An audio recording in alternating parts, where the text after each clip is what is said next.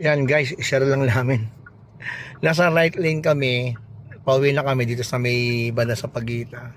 Kung si kuya may dala siyang mga ukay-ukay, mga damit. Bumulaga sa akin, sinalubong niya ako, tinamaan yung side mirror ko, tanggal yung salamin niya kanina. Kasi, nag-ano siya, nakatingin sa cellphone niya, nagwe-waste. Oh. Iningi ko yung lisensya niya, nasa ilalim ng upuan yung lisensya. Tinanggal yung kanyang mga ukay-ukay. Ayun, nahulog. Yan, try ko sa dalawa, tulungan na. Habang ako kinabit ko tong salamin. Buti yung salamin, nag-ano siya, nag-click. Ito, nahulog. May mga kasabay na mga motor. Buti walang nakasagasa. Kundi basag, magkano rin yan. May clip siya. Kaya kailangan kong tulungan lang siya. Yan. Humingi naman ng pasensya, nagsabihan ko na lang. Kawawa rin naman, ramdam ko yung takot niya. Buti hindi siya sumemplang, na-control niya. Ang hirap kasi niya, yung puwet niya, nasa bandang unahan na. Hindi niya makontrol na maayos yung manibela.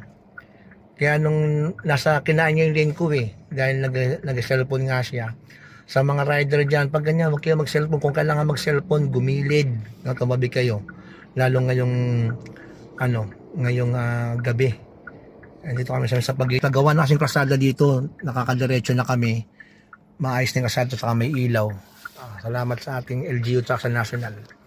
Kaya kahit paano, nakontrol niya yung balance. Pero kung lubak-lubak yan, simple lang siya. Okay naman na. Yan. So kinuha ko yung kanyang lisensya, pinicturean ko pala. Tapos nag-ano kami, message. Mabait naman siya, very apologetic.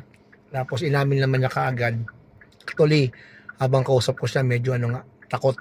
Medyo nangangatal. So, hindi na ako kumausap sila Rhea na. Mas pinatulungan ko lang kila Doc sa kay Naomi.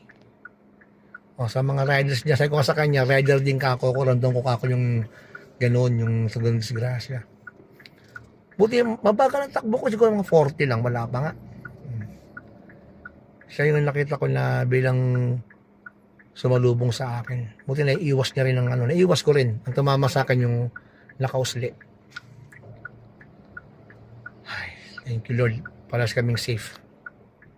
Tingnan ko yung kotse, wala namang gas-gas. Kasi nga, foam yung dala niya. Damit, okay. Mabait naman niya, sinayamit sa kasiyag. Sila na tumulong. Takot na sa akin. hindi ko naman tinasa ng boses. Sabi ko lang, kuya, nakainom ka ba? Ganun. Hindi naman. Sabi nga, inamin naman niya kaagad.